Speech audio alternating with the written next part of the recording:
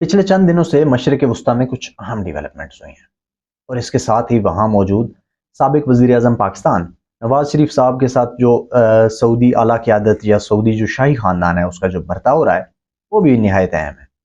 मशरिक़ वस्ती जैसे कि आपको कुछ दिन पहले बताया था कि अब यकसर बदलने वाला है, उसमें एक बड़ी तब्दीली हमें देखने को मिलेगी। इस मुतालिक आज कुछ ख़बरें हैं, उन पर बात करेंगे और साथ ही बात करेंगे इजरायली जहरीत की। जो इसराइल ने एक जारहाना रवैया अपनाया है और यरूशलेम के पास जो शेख जराह का इलाका है वहाँ पर जो एक कब्ज़ा माफिया का किरदार इजरायली डिफेंस फोर्सेस ने निभाया है, आज हम उस किरदार की बात करेंगे। और ये कोई नई बात नहीं है, ये इसराइल एक लंबे अरसे से दहाइयों से यही किरदार अदा करता आ रहा है जो शदीद काबिल मज़म्मत है। आज हम इसकी बात करेंगे। मेरा नाम रिजवान सिकंदर है और आप देख रहे हैं मेरा यूट्यूब और फेसबुक चैनल।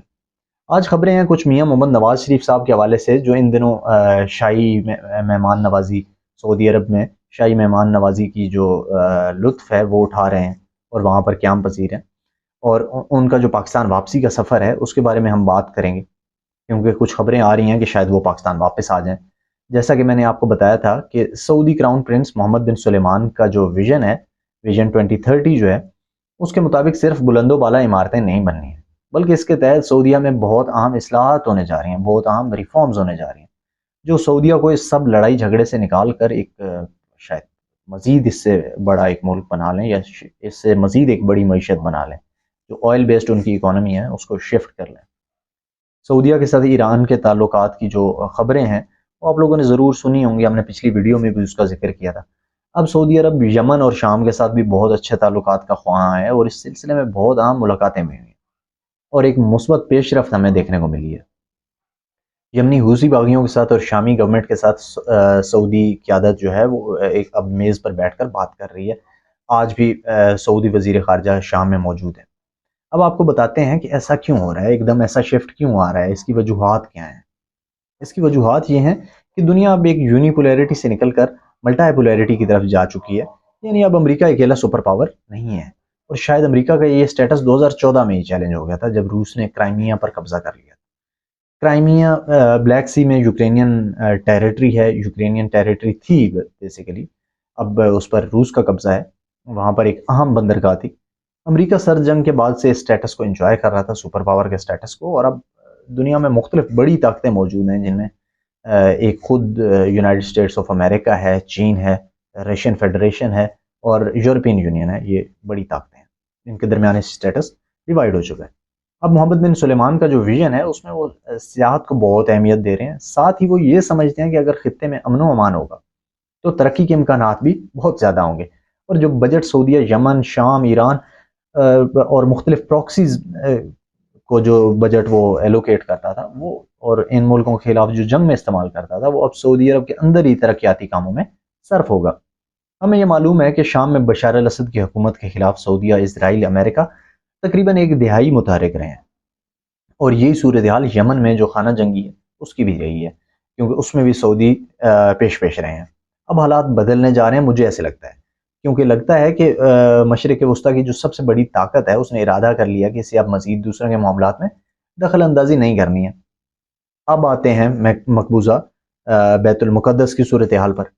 रमज़ानुल मुबारक के शुरू होते ही हमें ये ख़बरें सुनने को मिल रही थी कि इजरायली इंतज़ामिया ने यरूशलेम से मुतसिल इलाके शेख जराह में ऑपरेशन कर दिया है, ऑपरेशन शुरू कर दिया है, जिसका मकसद ये है कि वहाँ से जो फ़लस्तीनी हैं उनको निकाल कर वहाँ पर यहूदी आबादकारी की जाए, वहाँ पर इजरायली आबादकारी की जाए, जैसे उन्होंने पूरे मुल्क को एक मतलब फैलाया है, एक्सपेंशन उन्होंने की है, बिल्कुल उसी डिज़ाइन के ऊपर दोबारा से ये की जाए। और ये मेरा ख्याल है मजहबी, मुआशरती, अखलाकी हर हिसाब से ये एक इंतहाई मनफी फेल है, और ये यूनाइटेड नेशंस की मुतअद्दिद करारदादों की भी खिलाफ वर्जी है।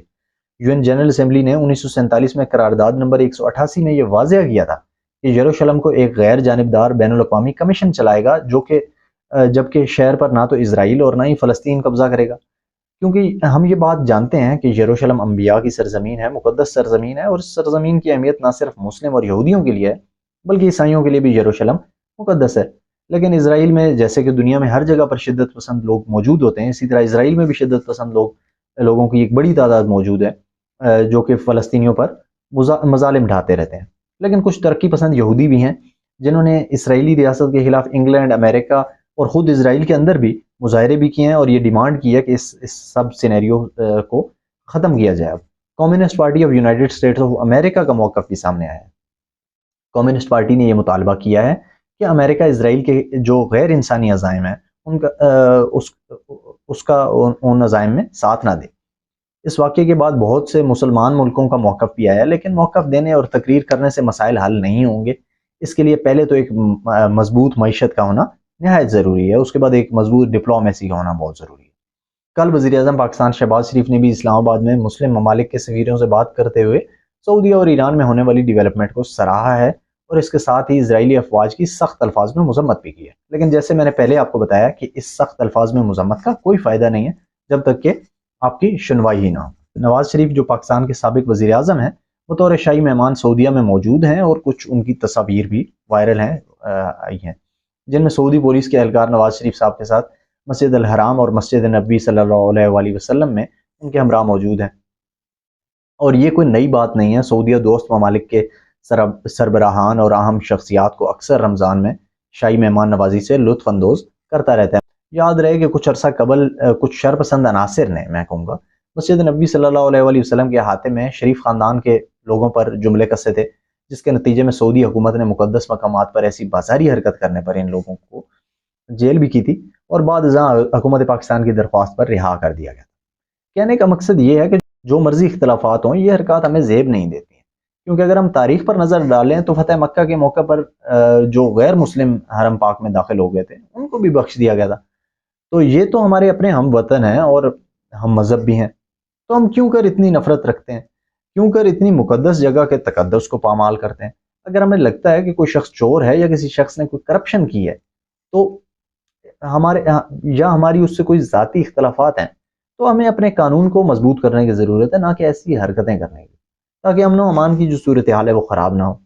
نواز شریف صاحب جو ایک سزا یافتہ ہیں اور عمران خان صاحب کی حکومت میں لندن علاج کرانے کے گھر سے گئے تھے، لیکن اب ایک لمبا عرصہ ہو چکا ہے کہ وہ وطن واپس نہیں آئے ہیں.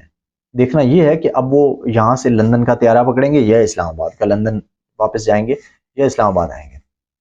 وزیر داخلہ رانا ثناء اللہ نے کل ہی کہا تھا کہ نواز شریف واپس آئیں گے اور نون لیگ کی الیکشن کمپین کو لیڈ بھی کریں گے. مہنگائی سے عوام کی کمر ٹوٹ چکی ہے اور پی ڈی ایم حکومت مہنگائی کے جن کو قابو کرنے میں مکمل ناکام رہی ہے.